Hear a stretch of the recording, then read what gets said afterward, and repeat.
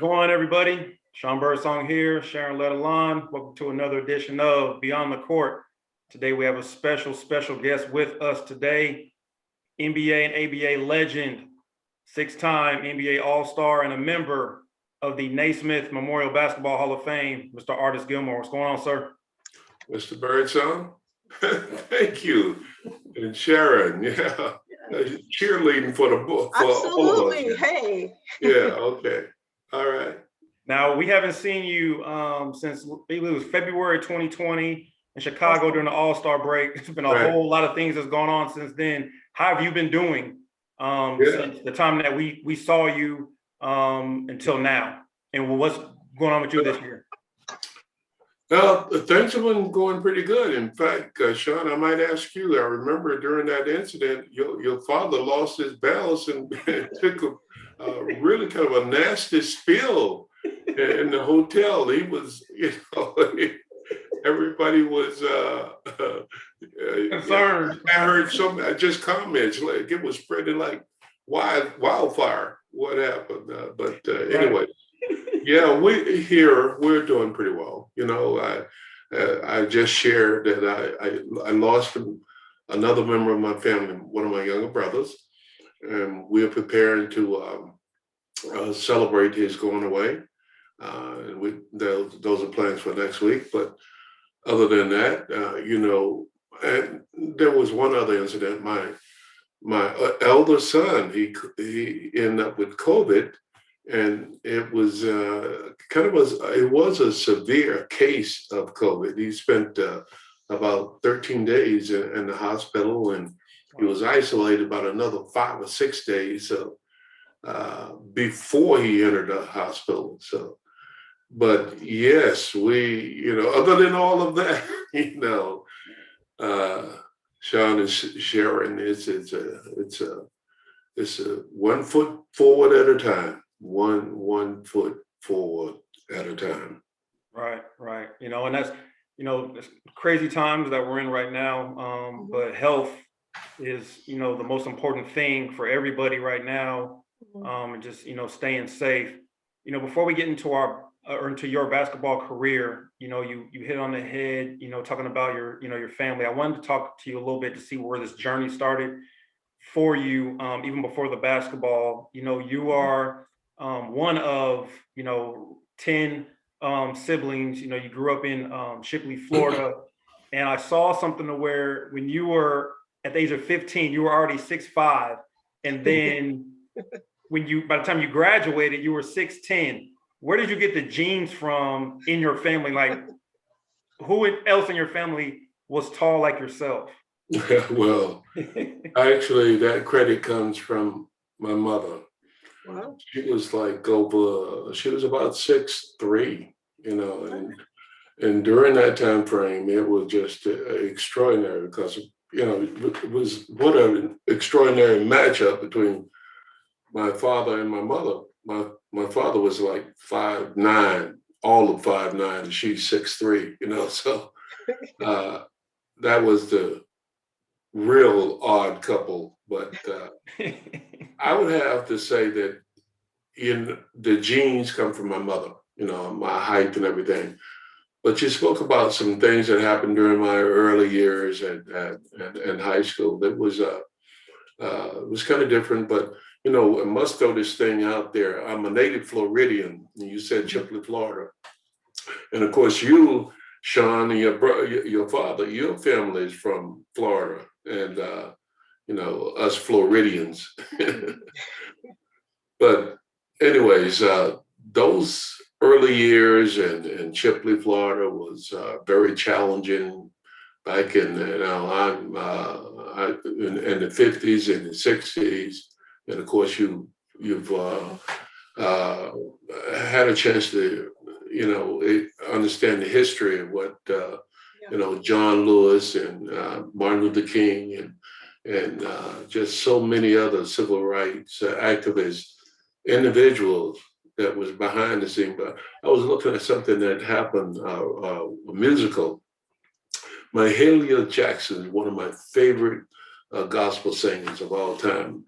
But to listen to her talk about the those years when I was a youngster compared to what they experienced in their years, and the racial tension that we experienced during that time frame was, I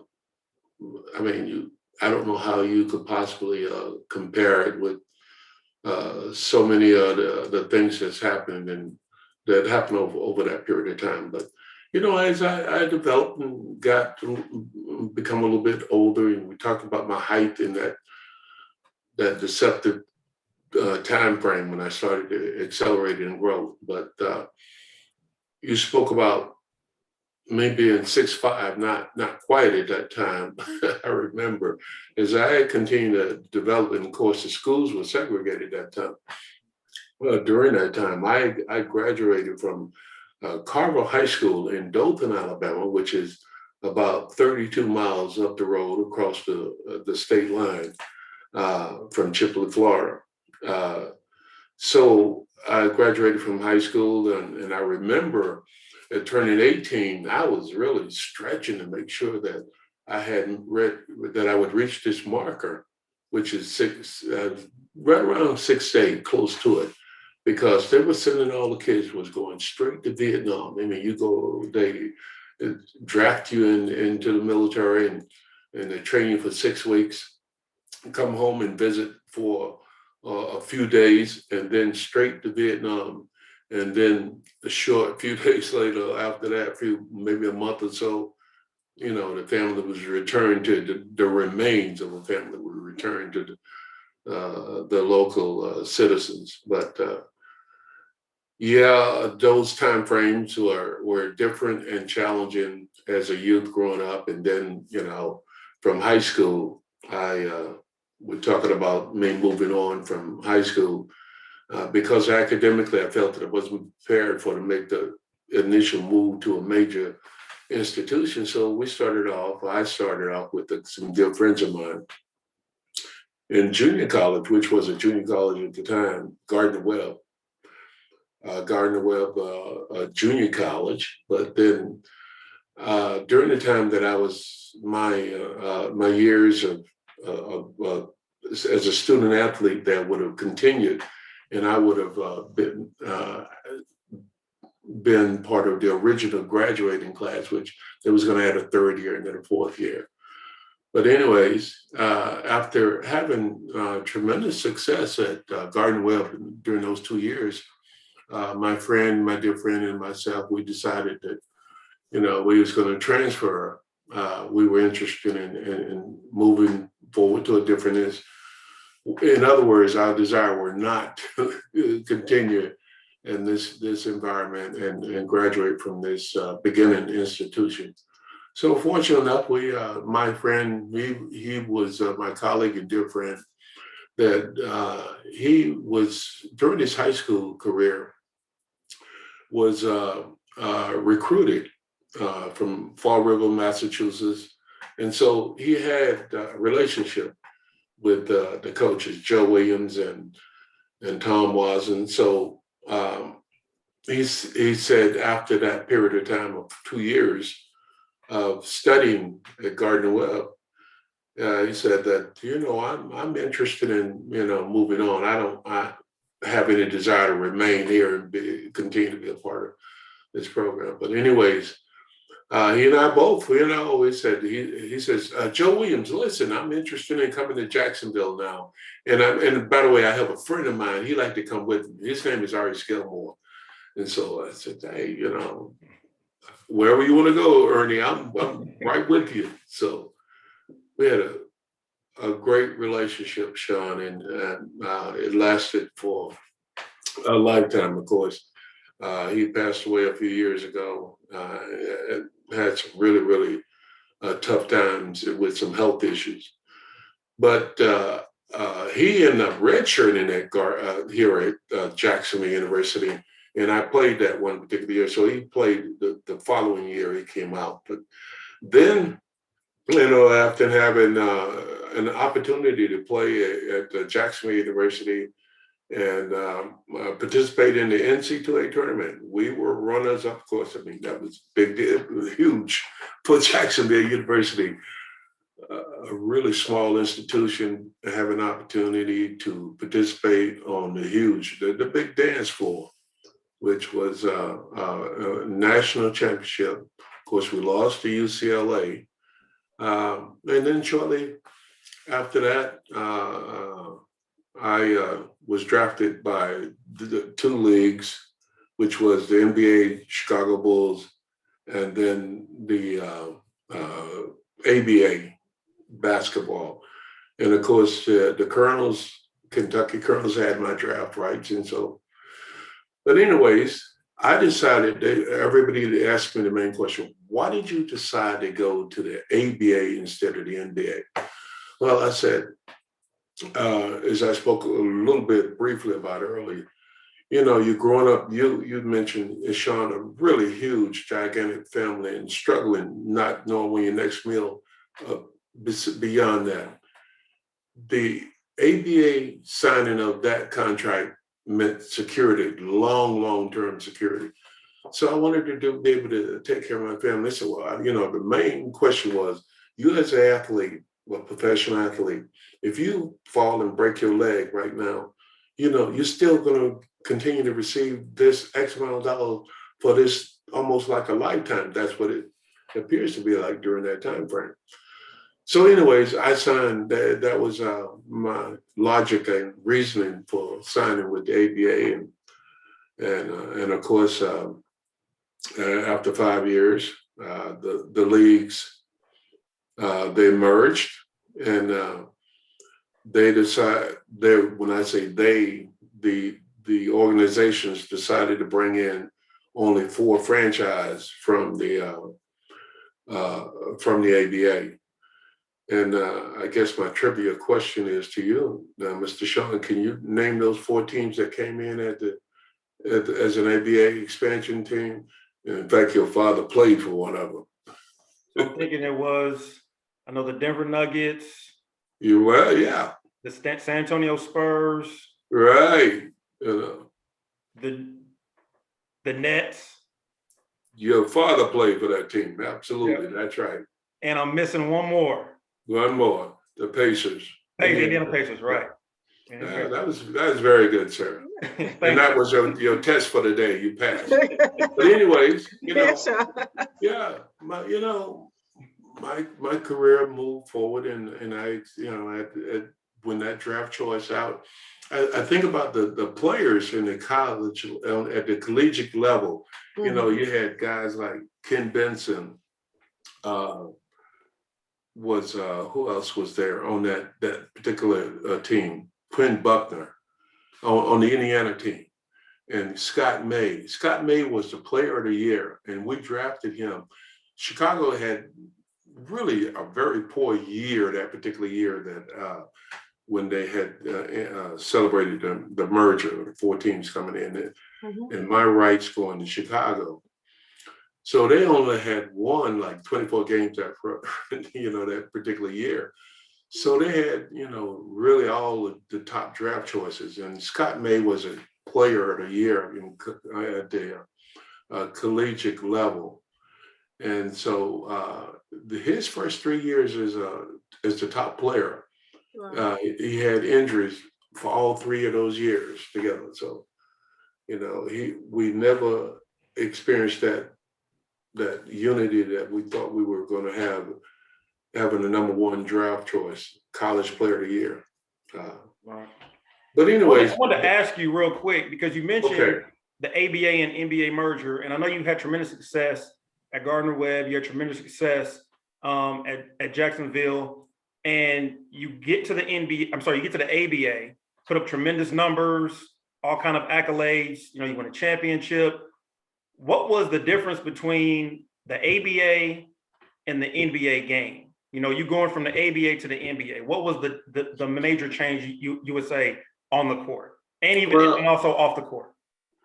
Sean, if there was any changes, and you know, you can name basically the color of the ball changed, the red, white, and blue. The ball changed, and then they added the 3-point margin around there, and the venue probably was a little larger, but as far as talent level, in fact, we had much better. If you look back at that particular year at the All-Star game, the guys that made the All-Star game, who was the MVP.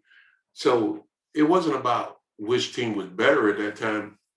And of course, the NBA, their great players were starting to age around the time of the merge, and they were basically out of the game. I know Willis Reed had about to retire, and all the other the great players. Walt Frazier only had just a short time after that, and I'm trying to think of other great players. The only guy kind of lasting was Kareem Abdul-Jabbar. I mean, just he was extended, and of course but most of the great players, Will Chamberlain and all those guys that they had known, and Wes Unseld had, his health wasn't. I mean, he had long-term injuries that he had received earlier in his career, so he was not quite as the player that he was earlier in his career. So the talent was very much equal, and so it was not about that type of a relationship, which team was better, which team it was not. Right. But of course, the ABA, because I mean, you think in those earlier years, all the technology that's available to us now was nothing like. Can you imagine just 3 networks: ABC, NBC, and CBS, and that was it. And the NBA actually had a monopoly on the networks. I mean, so nobody, once you signed it with the NBA, it was like, gosh, taboo if you attempted, match up against this other network, and put their competitors on the at the viewing screen. So Right. yeah, it was a marketing thing, and I remember they started talking about different products and what the apparel and these items and the shoes, or what was going to happen with them, and everybody just was like unbelievable disbelief that this type of a development in the marketing and the level of dollars, what it was going to be like. So it was just an extraordinary experience.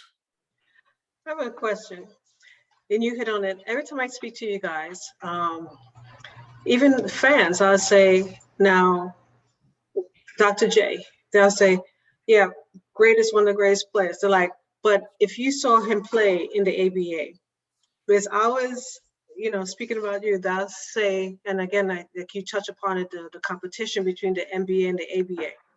But if for some reason, I think a lot of the fans, I used to follow too, they said there was more of a, I don't know if it's the freedom with the ABA that I felt like guys played harder on the ABA.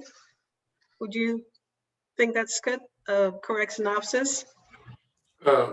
Sharon, I think not necessarily that as a total overall that they played better. It's almost like the game today. Most people say, as you indicated, I've enjoyed. I mean, it was just incredible the way that different athletes played in the different eras of time. Right. But I think what happened with the ABA and the merger came about, they brought about different energy, different, like you observed today, Stephen Curry with the ability to step so far, I mean, just unlimited range, able to knock down 3-pointers with confidence. I mean, we had guys that could shoot 3-pointers, but, it was not quite as consistent as a young Stephen Curry, these type players, this generation of athletes. But I think what happened when the merger came about, the ABA and the NBA, what happened was the rules, I mean, just like I said, the game evolved. When it was always pack it down, 24 seconds, you stand in the lane and you can drop back in the zone. But when the 3-point play was installed, you from behind that perimeter, guys were a threat like they are today. The reason the court is spread it is because of that threat, and that's what the ABA brought to the game as part of a different kind of a perspective and interest and excitement and energy to the game. Yeah. So Right. I need to ask you, you mentioned you going to the Bulls, and I know that when you first signed to the ABA, is it correct that you were also signed to the Bulls? oh How did that work? no, that sounds like, man, that would have been nice to have a contract with them, getting $2 from them. Right, because I And saw then something that go you with signed the with. ABA, and then they would get, oh, I saw guys. you had signed with Kentucky. I believe it was 10 years for Yeah. 2.5 million at that time. But then that was in 71, I believe. But then you ended up going to the Bulls in 76 with the merger. I mean, how did that contract, if you can speak about it, how did that overlap, or did it overlap? It didn't. It did not. In fact, it was part of that extended period of time that I had signed a long-term contract with the initial first one. So Okay. I guess it was part of that deal that I had mentioned earlier. As a youth, a young person, and growing up in poverty and just kind of a destructive environment, that you wanted to be able to take care of your family for a long, long, long term. And that was, but you know, as the time moved forward in the years, certainly that was not beneficial to me because of that long-term contract. Right. What did your family think about you, being able to, especially your mom, your dad, like being able to provide for the family, playing basketball? I mean, what was that feeling like? Well, Sean, it was kind of overwhelming to be able to do that. You know, when I was a kid growing up and working in the fields, picking cotton and working in, you pick cotton for sun up to sundown, and you're lucky if you can bring a couple of bucks home. You work in the watermelon field, I mean, all day in the hot sun, and you're lucky if you have a $5 bill that you can bring home and, be able to provide for the family. And you think of working in the peanut fields, stacking peanuts, working in the, and to later on, with all of that, as being able to play, being involved in athletics, allowed me that opportunity, afforded me that opportunity to be able to do those things in a positive way. This is kind of funny, but I think back when after I had signed the initial contract and was able to put $2 or $3 in the bank, they gave me a checkbook, and I'm saying, what's this for? I had no idea how to write a check. No. So, in other words, that shares with you that I was not interested in finance, because I knew, and from my heart, I said, that's never going to happen except in whatever way that I try and think in terms of making this happen for my family. That's and that opportunity, prevail, and I was able to go through it and experience it and just make it happen. You make a good point, Artis, about the checkbook, especially I think within our culture, being very rural at times. But believe it or not, that's still very prevalent today. Some of the youth that we speak to on a regular basis, they still think like the banks is something foreign. It's still a very cash in hand society within the minority community. And when we teach the kids, they're like, a checkbook? What's a checkbook? Being, piece of paper, I can write money, I can write something on it and Right. cash it. I'm like, well, you gotta have money in the account. But yes, yeah. Absolutely, and that is absolutely necessary. And I reflect back on that time. said we as a family, my mother and father, even a combination together, they were lucky to have just enough money each month to try and take care some of the bills. You know, they defer, everything was kind of deferred. You pay this guy, this person, you know, a couple of dollars. And, you know, one of these other stories I'm going to toss in there, we were talking about speaking in terms of the difficult and the challenging times that I experienced. And as I was growing, growth came about. My foot, I remember 12 years old, I was 12, and then 13. When I turned 13, I was 13, but there was no 13s available. And so growing up in Chipley, Florida, they had the little roads were not paved until much later. But that experience was one of those things that allow you to be able to identify with situations like the kids today that grow up in these areas, and then the generation of illiteracy that's just illiterate, and it's difficult with, you know, just finding a way to meet this challenge and be able to well, find solutions.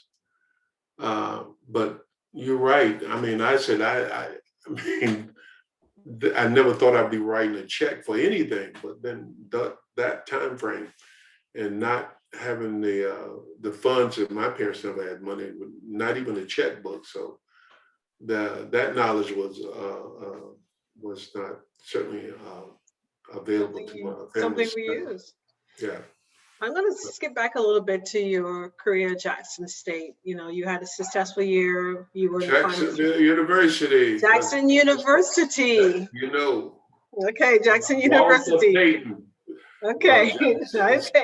Jackson University. You were the leading team. Your team went to the Final Four. Also became one of the 5 college basketball players ever to average 20 points and 20 rebounds, and you still hold that record in NCAA division. One record for the most rebounds averaged, you know, for a youth.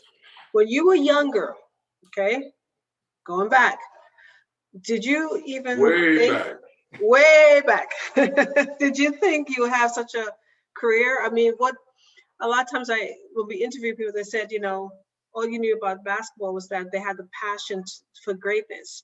So when you experienced that, was that something, check the box of one of your goals? Sharon, absolutely not. That was the farthest thing.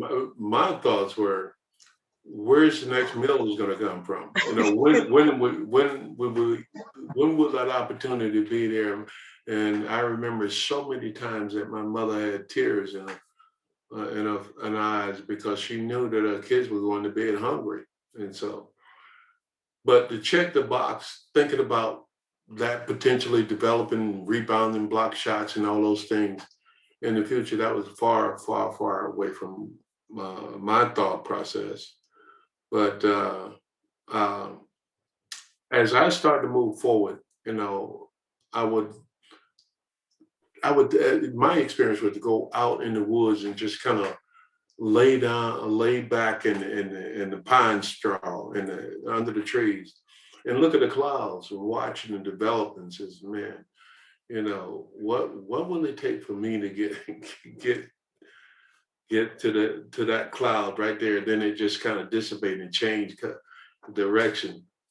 But, you know, as a kid growing up with, you know, the like of many things in the family, and one thing I emphasized was food, and then the like of education and being exposed to different things, that it certainly put me in a situation where, I mean, I dreamed, but never thought about the opportunity that I would be able to accomplish what the things that I have already accomplished, especially at that level, on the collegiate level. You're talking about Jacksonville University.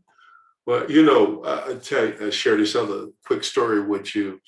So I was playing these All-Star games, and we were playing these All-Star games right after the NC2A tournament. And so this one young man was sitting over in the corner, and they had Austin Carr, myself, all the guys who had appeared on NBC in the NC2A tournament. So, but this other guy, it was just kind of sitting over there, and he's part of the group and one of our all-stars. We were like big old all-stars who traveled around, but we playing all these. And this, in fact, this was in Schenectady, New York, and we were playing Schaefer Brewers, which was, I think that during that time was the minor league. I can't think of the name of it, but anyways, as we were preparing to start this game, this other guy, we went up and the game started off, this guy went up and stepped up and Hawthorne Wengo, I know that's another name of the pass, and he took when he changed hand and dunked the ball. And I said, "What's your name, man?" He said, "Julius Erving, Dr. J." And then I thought about that time frame. I said, "Oh yeah, that was the guy that was right behind me in the 2020 bracket." Julius was right there, one of those five, led the nation, and he was second in 2020. Yeah. Now you mentioned your accomplishments from both the ABA, and NBA. You were ABA Rookie of the Year, ABA Most Valuable Player. You were an ABA champion. You were league MVP.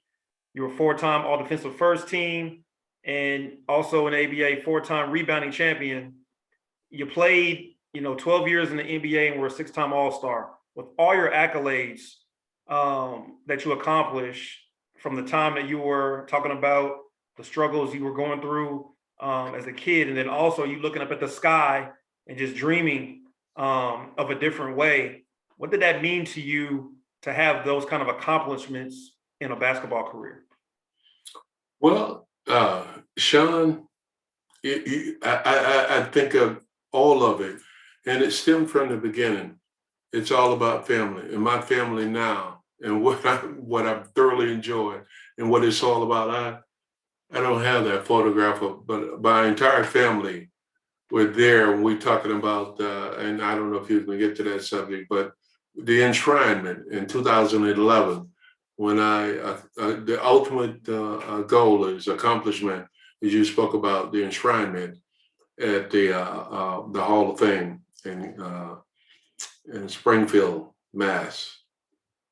Right. Yeah. So, it's all about, it's all the whole ball of wax, everything. It all combines and comes to what your family meant to you and how we were able to do it all together. In a few days, there's going to be Mother's Day, but July 1st, my wife and I, we celebrate 48 years. I take that back, 49 years. That's awesome. 49 years. That's awesome. So all the basketball, everything. Right. One line, just family. Right. Family, absolutely. That's interesting you say that, because that's, not really interesting in a bad way, because you know a lot of people who, like yourself, 60s, 70s, they get married and they stay with their wives for a long time. You're in a unique situation because you were actually a professional basketball player, and you see how, guys, whether it's professional basketball, sports world, whether it's travel, whether it's getting traded, whether it's outside things, sometimes families don't really stick together. What kind of talks did you and your wife have, if you can talk about it, that made you guys stick through your whole career, even after your career? Well, again, I continue to emphasize it's about family. She just worked so well and was able to raise our 5 kids. As you indicated, Sean, I'm out there running up and down the road trying to make sure that I can put the bread on the table. Yeah. But we as a unit, and that I remember that song I talk about, 50-50 by Teddy Pendergrass. 50-50 love, and sometimes 60-40, and sometimes 70-30. But it's a give and take. You think in terms of all that the time that we invested in each other, we just was able to meet the challenge at that particular time. And I think what you just said, a key word, you invested in each other. Yeah, And I find a lot of this newer generation in the sports, they have so much, I say, filters and disturbances as a professional athlete. There's so much going around them. Even when they're in a relationship and they are trying to make it work, is to how to shut off the noise and say, I married this person because I'm investing in them. If you go into, it's like, I'm going to invest in you, whether it's uh, through the rocky parts, the good, the bad, and the ugly. That's what commitment is, an yeah, investment in each other, and also maintaining being your friendship. I always see couples that are long for a long time, they're good friends because you can raise the kids, but the kids grow up and then you're going to be left with each other. So you have to be good friends. And if you could be good friends, you're good. that's right, Sharon. I totally agree with you. 100% plus, and developing, and it takes work to work to develop a relationship long term. And one of the things that we talked about earlier about the technology, I said there was three networks: ABC, CBS. I mean, either one of those guys. There were three guys that world famous broadcasters, and if Walter Cronkite, Yeah. whomever that was delivering that particular evening, I mean, you would tune in. But as you spoke about this young individual, these young individuals today, and the technology developing all this media, this platform, and all this exposure, so it is difficult to have that, not have that filter there to be able to observe and absorb some of that, and it's a tremendous task for these individuals to be able to deal with these things. And boy, one of the things I compliment LeBron James, the way he's been able to take care of these issues. I'm going to share one story about LeBron. We talk about the togetherness of unity. And whenever LeBron was on the verge, and after spending a few years in Cleveland, he decided, okay, said, well, you use the term, now I'm going to take my talents and go to South Florida. But what people didn't realize is, I mean, they really focus on that particular issue. But what LeBron did was, it was a television marketing, and all the money that he raised, he put it in the Boys and Girls Club. He took care of it. But everybody, I mean, looking at the whole overall issue, that okay, man, they were just being tough and critics of him and the way he dealt with it. But it was something positive that nobody looked at that other aspect of it. But I think LeBron has done a tremendous job of handling this situation. I think LeBron I agree with you, he is an old soul because just like all you legends, when I work with you guys, I tell people there's so much that you do behind in the background. No cameras, no media, one-on-one with the kids. And people don't, but all they see is up front, you know? Like when he created the school, like, oh, that's great, he created school. I said, do you know that took years to create school? He didn't just snap his finger and say, okay, here's the school. But people don't realize that. He had already the foundation that he wanted to empower the youth with education. So, I love that you just said that. I have one other question. Then I'm going to let Sean go. Um, ABA, NBA, which league Yeah. you had more fun playing in? Uh, I Don't say think both. Come on. I Which did. one? I really had fun. It was I recognized the early years, and in the ABA was development for me, and my career accelerated very quickly, and I spoke about the struggles and the hardship that I experienced as a youth. But so I felt that, I mean, really, I was behind, and the real when I uniquely talk about guys like Kareem and all the other great players, because the lack of exposure. Sean can tell you, you know, coming from Florida, this is football country down here, and there's always been football country in this part of the this world, you know, and they acknowledge that. So basketball was always bad. When I departed from Alabama from high school and went to end up in Boiling Springs, North Carolina, which Gardner Webb Junior College, I was amazed at the interest and how it just totally flipped. How they were so excited about basketball, more so than, you know, I mean, football. I said, man, you know, actually football is on the back burner here, and it's not the same interest. And the fans, they are just really motivated. They are highly motivated. They just and they just express in a southern-like way the excitement by carrying the rebel flag around. But that was part of that era, that time. And my freshman year, I think back in 1968, Martin Luther King was assassinated. So, but this was my first year involved in integration. So that was just an extraordinary, really extraordinary time.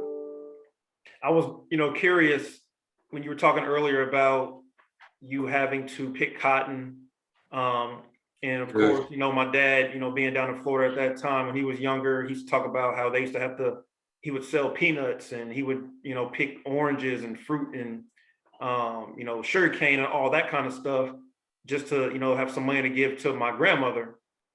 Do you think that drive from that really early hard work in your, you know, I guess 7 and up to the time you played basketball, do you think that's what drove you guys to be professional athletes, like everything you guys were dealing with? And then once you got to that level, you just were like laser focused because it was almost, I'm just asking, I don't know, was it almost like a feeling of, I don't want to go back to that experience? And that's why you guys were so focused and determined. And that's why you guys had great careers. I like that, Sean. And certainly uniquely that was part of the encouragement. But in fact, I'm going to share a quick story. In 1968, this is my freshman year at Gardner Webb, and I received a letter inviting me to participate in the Olympics trial. That was the year that the big boycott, and I was just unbelievable that particularly. In fact, Muhammad Ali, I think that was the year that he decided that he was not going to register for the military. But anyways, a lot was going on. But I received this letter inviting me to come and try out for the Olympics. And so and I remember the coach had the letter and presented to me and spoke to me. Now, this is a white coach. He says, listen, you know, nobody knows who you are. Nobody knows. In fact, they don't even care. So what you're going to do, I mean, listen, literally, he did. He said, what they're going to do, you come, they're going to bring you out there and they keep you for a period of time and then use you. And then afterwards, you will not be eligible to come back to school. Mm-hmm. So your decision is to leave from there and go back to where you came from, that environment? So in that sense, absolutely, Sean, that drive, motivational drive, and the fear of having to continue to experience that type of a lifestyle. So certainly there was motivation and drive for me in that perspective. All right. Now, after a great career, you know, obviously every player, Hall of Famer, All-Star, and even the very good players, who weren't fortunate to be an All-Star Hall of Famer, there's that day that they can't play basketball anymore. What was that transition like for you? And do you remember? I believe your last year was 88 in the NBA, and then I think it was with the Celtics. What was that transition like from playing basketball to now you're in your second, I guess you say, career in life? The second career is always the first career, but you don't realize until you get to that until after. But anyways, you're right. I did, after finishing up my last year with the Celtics, and they called me later on and said, "Man, if I'd have known that you wanted to play another year, I would have we would have gave you a call back." But by last year, I ended up taking my family. It was like an educational experience. We went to Italy, and I played in Bologna for the year. And I was thinking, my kid said, "Oh, Dad, listen, are you gonna go back and play, come back, return to Italy? We enjoyed it so much, It was a growth period." And I said, and I asked my legs, I said, "Legs, you ready to go another year?" You know what they said? "Hell no, you're on your own now." So at the end of 18 years, it was time. Your body just tells you that it's time to move on and make that transition you spoke about. And you don't say that very casually.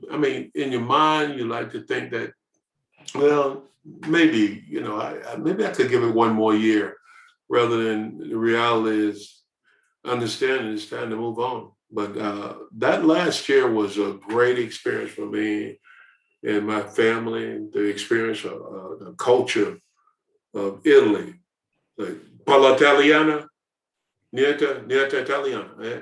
Yeah, un poco Italian. What's that mean? Yeah, do you speak Italian? Yeah, I speak just a little bit. Just a tiny bit of Espanol. Yeah. So Okay. you speak enough to know what to order the food. So he said he liked your Yeah, time. guava, polo, guava is egg, latte is milk, So. Exactly. Well, we had Microwave If Richardson you have on. a drink, vino was wine. Vino, that's the most important. Vino. Okay. Vino. We had Microwave Richardson on about a month ago, so he was over in Italy, so I'm sure he knows that. He was there for quite a while, so he, in fact, we played against each other. My first year, he and Clement Johnson. I don't know if you remember Clement Johnson, but yeah, he played for the Pacers and in Philadelphia. I think he was on that 83 championship. Yeah. Yeah. Okay. Yeah. You mentioned Dr. J. You've mentioned a lot of great athletes. I wanted to know, you went up against Moses Malone, Kareem, a lot of big names, Bill Walton. What was that experience like for you, being, one of the top big men at that time? I was always curious, to ask you, what were those battles like, going against the biggest names in basketball? Akeem Olajuwon. And I didn't play against David Robinson. David came in a little bit later on. But Ralph Sampson, those young players, they came in much later on. But the name, it was not so much as the name recognition, is the fact that you had to be mentally ready to go for the challenge, or you're going to be embarrassed that evening. So, to avoid that, you know that mentally, whether it was Kareem, Bill Walton, or Bob Lanier, whomever, it's just that you need to make certain that you understood your responsibility and prepare yourself for that challenge for the evening. Yeah, I think the passion, they're going to play with passion, and they're going to play the level. And I think for a lot of people, when they saw The Last Dance, they kind of got a little bit of a taste of what you guys are in behind the scenes when you're very competitive. The ape, a lot of guys are ape type personalities. They're going to go hard. You said you had to be mentally ready because they're mentally ready. And you guys just, it was more, I feel it was more physical. It was a more physical sport. Yeah. Well, there is a lot of physical activity that took place. I remember Rudy Tomjanovich and God, I can't remember his name, but Kermit Washington. Kermit Washington and Kevin Kunert was going at it, and Rudy ran from the other end of the court, and he came in, boy, and caught a jab and crushed his face. And every night, Ken Benson, there was a big punch in Kareem's stomach, and then there was another incident where Kareem turned around and broke Ken Benson's jaw with a punch. So those physical things later on, that's when they, when they received the television recognition, the networks been involved, then they said, well, we gotta cool it out. We gotta figure out a way to resolve that. Right. Now, Artis, we ask all of our guests this question. It could be on the court, off the court. What does being an American baller mean to Artis Gilmore?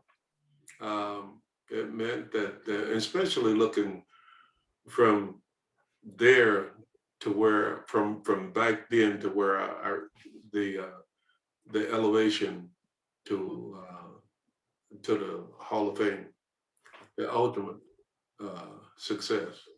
So yes, it means something really extraordinary. I mean, really, really extraordinary. But Sean, I come back to this thing. It's all about the family. My family. I mean, that's the biggest baller in the history of my life. Is my family and love that I have for them. Wonderful. Perfect. Wonderful. Well, we appreciate your time. And we thank you so much for taking the time out to be a guest on the show. And I just want to say thank you for all the knowledge that you've given us and our audience today. Absolutely. Yeah. And it's been a pleasure, Artis, and we'll be Indeed, connected again Sharon. soon. Good to see you again. Good to see you.